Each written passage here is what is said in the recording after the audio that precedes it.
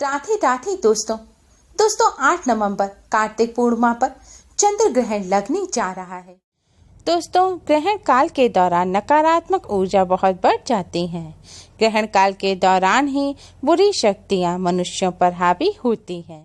ग्रहण काल के दौरान ही लोग एक दूसरे को नुकसान पहुंचाने के लिए बहुत ज्यादा जादू टोना अलावला करते हैं और जिन लोगों पर पहले से ही ऊपरी परेशानियां होती हैं उन्हें ग्रहण काल के दौरान भी ज़्यादा दिक्कत होती है और गर्भवती महिलाओं पर तो यह ऊपरी अलावला ग्रहण काल के दौरान ज़्यादा ही असर करती हैं। आज ही इस वीडियो में हम आपको नारियल से करने वाला एक ऐसा उपाय बताने जा रहे हैं जिसे करने से कोई भी नकारात्मक ऊर्जा या बुरी शक्ति आपके घर में प्रवेश नहीं कर पाएगी, ना ही आपको और आपके परिवार के किसी सदस्य को नुकसान पहुंचा पाएगी। इस उपाय को करने के लिए ग्रहण के सूतक लगने से पहले एक सूखा जटा वाला बजने वाला नारियल लें। जब आप नारियल को हिलाते हैं तो उसमें से अगर आवाज आती है तो उसे बजने वाला नारियल कहते हैं। अब इस नारियल को अपने घर के मंदिर में भगवान जी के सामने लाल कपड़े पर रखें और भगवान जी से प्रार्थना करें कि भगवान जी हमारे घर में कोई भी नकारात्मक ऊर्जा बुरी शक्ति अला बला प्रवेश ना कर पाए। अब लाल कपड़े में बांधकर आप इस नारियल को अपने घर के मुख्य दरवाजे पर बीचों बीच लटका दें। यह नारियल आपको अपने घर के मुख्य दरवाजे के बाहर लटकाना है जिससे कोई भी बुरी शक्ति अला बला आपके घर में प्रवेश ना कर पाए। जिससे कोई बुरी शक्ति या नकारात्मक ऊर्जा आपके घर में आना चाहे तो वह घर में ना आ पाए और उस नारियल में चली जाए। अब बजरंग बली के चरणों के सिंदूर का एक तिलक अपने घर के मुख्य दरवाजे पर लगाएं और बजरंग बली से अपने और अपने परिवार की रक्षा करने की प्रार्थना करें। यह काम आपको ग्रहण के सूतक शुरू होने से पहले ही करना है। अब आप अपने घर के अंदर आ जाएं। अब सूतक और ग्रहण काल के दौरान अपने घर से बाहर ना जाएं। ग्रहण और सूतक काल के दौरान आप इस नारियल को अपने घर के मुख्य द्वार पर ही लटका रहने दें। ग्रहण समाप्त होने के बाद आप अपने घर की सफाई करें, घर में झाड़ू लगाएं और पोंछा लगाएं।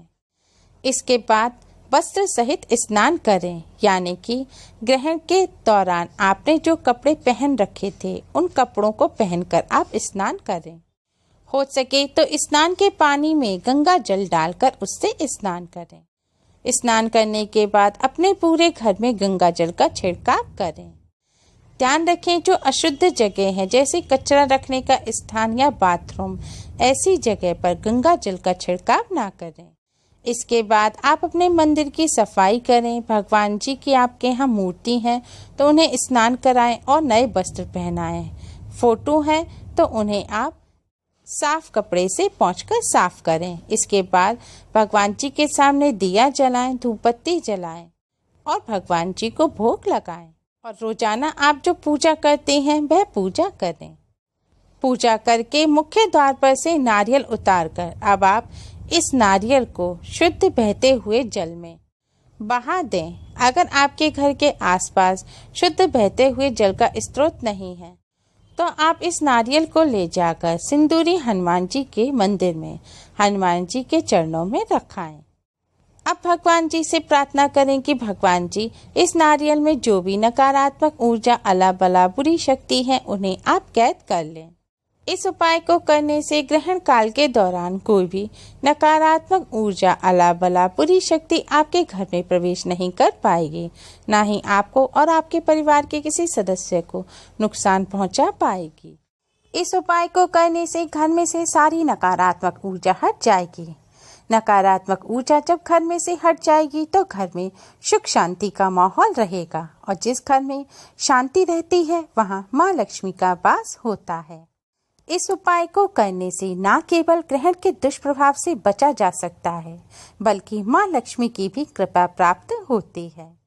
जैसा कि आप सभी जानते हैं, ग्रहण का सबसे ज्यादा दुष्प्रभाव गर्भवती महिलाओं और उनके शिशु पर पड़ता है। ग्रहण के दौरान गर्भवती महिलाओं को सबसे ज्यादा सावधान रहने के लिए कहा जाता है। मान्यताओं के अनुसार ग्रहण काल के दौरान गर्भवती महिलाओं को सोना नहीं चाहिए। आराम नहीं करना चाहिए, कुछ खाना नहीं चाहिए। लेकिन गर्भवती महिलाओं को ग्रहण और सूतक काल के दौरान इतने लंबे समय तक भूखे रहना और बिना आराम किए हुए रहना बहुत मुश्किल होता है।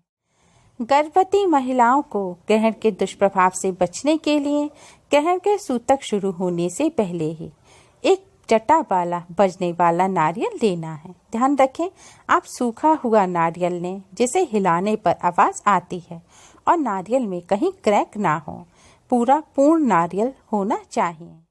अब इस नारियल को आप अपने बिस्तर पर रख लें। जहाँ भी आप बैठें या आप सोएं वहाँ पर आप इस नारियल को रख लें। बिस्तर पर जगह ना हो तो आप अपने बिस्तर के पास में भी इस नारियल को रख सकते हैं। इसके साथ ही अपने गर्भ पर आप गेरू का लेप लगा लें। गेरू आपको बाजार में पंसारी की दुकान पर या फिर कुम्हार के यहाँ आसानी से मिल जाएगा। इस नारियल को आप ग्रहण और सूतक काल के दौरान अपने पास ही रखें। अगर आपको रसोई में कोई ज़रूरी काम करना पड़ रहा है तो आप इस नारियल को रसोई में अपने पास ही रखें, यानी कि बाथरूम के अलावा आप जहाँ भी लेटें बैठें इस नारियल को अपने पास ही रखें।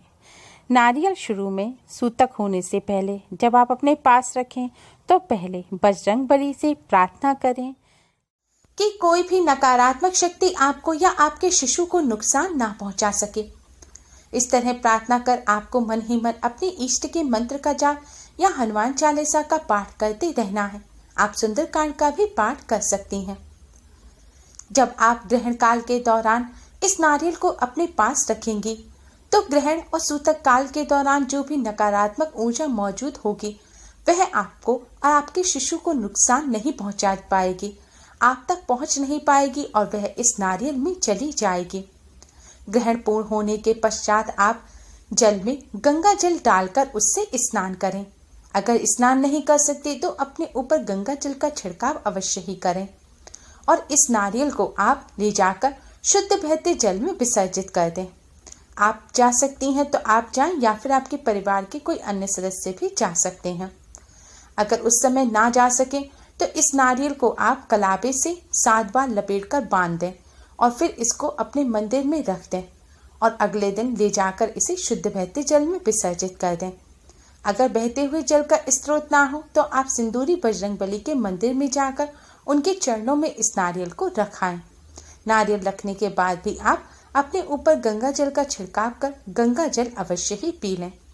इस उपाय को करने से ग्रहण के दौरान मौजूद जो भी नकारात्मक शक्ति होती है वह गर्भवती महिला और उनके शिशु का कुछ भी नुकसान नहीं पहुंचा पाते। बजरंगबली उनकी रक्षा करते हैं और ग्रहण के दुष्प्रभाव नहीं पड़ते। दोस्तों, ग्रहण के दुष्प्रभाव से बचने के लिए उपाय के साथ ही कुछ बातों का ध्यान रखना चाहिए। ग्रहण और सूतक काल के दौरान खाना नहीं बनाना चाहिए। कहते हैं ऐसा खाना दूषित होता है और बना हुआ जो खाना रखा है उसे भी नहीं खाना चाहिए। ग्रहण और सूतक काल के दौरान भोजन भूलकर भी नहीं करना चाहिए, ना ही पानी पीना चाहिए, क्योंकि इस दौरान वातावरण में सूक्ष्म जीवाणु पैदा हो जाते हैं जो कि खाने की चीजों में ही होते हैं और जब आप उस खाने को खाएंगे तो इससे शरीर को नुकसान होता है। लेकिन वृद्धों, बच्चों और अस्वस्थ लोग अगर ना रह सके तो वह खाने की चीज में तुलसी दल या फिर गंगा जल डालकर उसका सेवन कर सकते हैं। लेकिन जो लोग स्वस्थ हैं वह भूलकर भी इस दौरान ना खाएं। गर्भवती महिलाओं को ग्रहण के दौरान विशेष ध्यान रखने की जरूरत होती है। उन्हें ग्रहण की छाया में भूलकर भी नहीं जाना चाहिए। कहते हैं इससे बच्चे पर बुरा असर पड़ता है। ग्रहण के सूतक लगने के बाद ही गर्भवती महिलाओं को घर से बाहर नहीं निकलना चाहिए, क्योंकि इस दौरान नकारात्मक ऊर्जा बहुत अधिक हावी हो जाती है और वह गर्भवती महिलाओं को नुकसान पहुंचाती हैं। साथ ही इस दौरान आपको नुकीली चीजें, धारदार चीजें जैसे कि छुरी, सुई इत्यादि का भी इस्तेमाल भूलकर भी नहीं करना चाहिए। ग्रहण और सूतक काल के दौरान अधिक से अधिक अपने इष्ट के मंत्रों का जाप करना चाहिए। इस दौरान टीवी भी नहीं देखना चाहिए। टीवी देखने से मन भटकता है और मन में गलत विचार आ सकते हैं।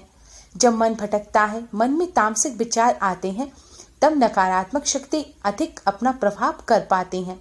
इसलिए नकारात्मक शक्ति के प्रभाव से बचने के लिए इस दौरान अपना मन अधिक से अधिक भगवान के पूजन में लगाएं और ब्रह्मचर्य का पालन करें।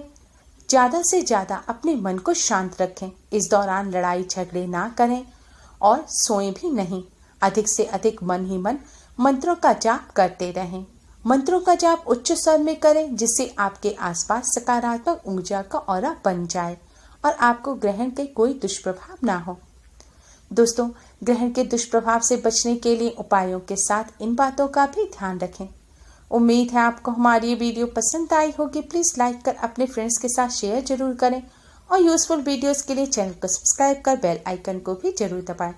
Thanks for watching. Radhe Radhe.